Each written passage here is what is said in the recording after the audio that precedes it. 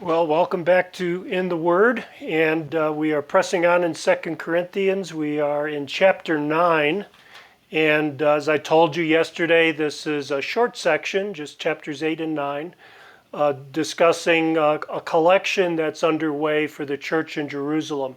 So in the last chapter, Paul has talked about the grace of giving, and then the principles for giving, and the responsibilities concerning giving. In this chapter, he talks about some other aspects of that. Number one is the practical readiness in verses 1 through 5. And then the criteria for blessing that pleases God in verses 6 through 8. And in 9 through 15, he talks about the spiritual dynamic involved with material giving. So that's the outline for this chapter today.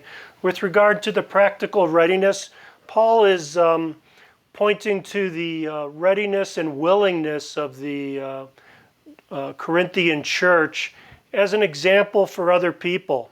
So he tells them, since you expressed so much willingness to do this, and that you were intending to do it, be ready then when the moment comes for you to give. So we're talking about, planning ahead, I think, is the way we would apply this today. Paul tells them that, if you're not ready when we come, then you're going to be embarrassed, I'm going to be embarrassed, and no need for that if you plan ahead. So he's telling them to arrange for this. And it goes back to what we were saying yesterday, that we should have some kind of plan for giving, that we should have ministries that we are intending to give to, and then take the money we have available for those ministries and distribute it among them. So there should be some plan that you're following, and not just a random sort of approach, but thoughtful, considered, plan for how you're going to use the money that God's given you to support yourself, support your family, support the ministries where you are being blessed spiritually. There's other things we need to do. It's always good to have some money in the bank. It's not unspiritual to be able to weather financial storms that come into our life. So you have a lot of things that you're responsible for financially. And again, I think these first few verses talk about the need to have a plan in place for that. Verses 6 to 8 then talk about two criteria for giving, that kind of giving that pleases God. The first criteria you see there is generosity, and then the other is willingness. So don't be giving unwillingly, under obligation, under compulsion, and give as you can. I think generosity means not, again, in light of last week or yesterday, not giving beyond what you're able, but give what you're able, I think, is what he's talking about here.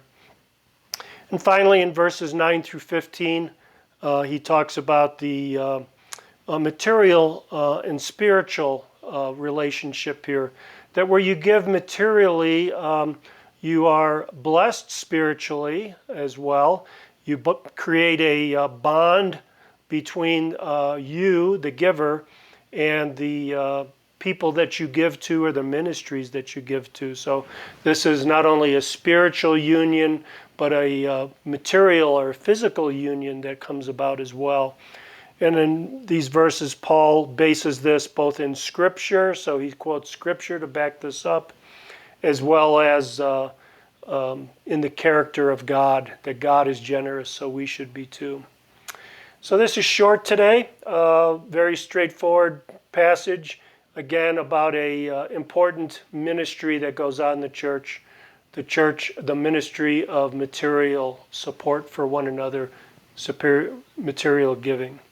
So reflect on this, brothers and sisters. You might want to have a family meeting if you're married, and think through where you're giving financially, where you're blessed spiritually, and what your obligations are, and align all those things in a material way which will have spiritual impact in your life.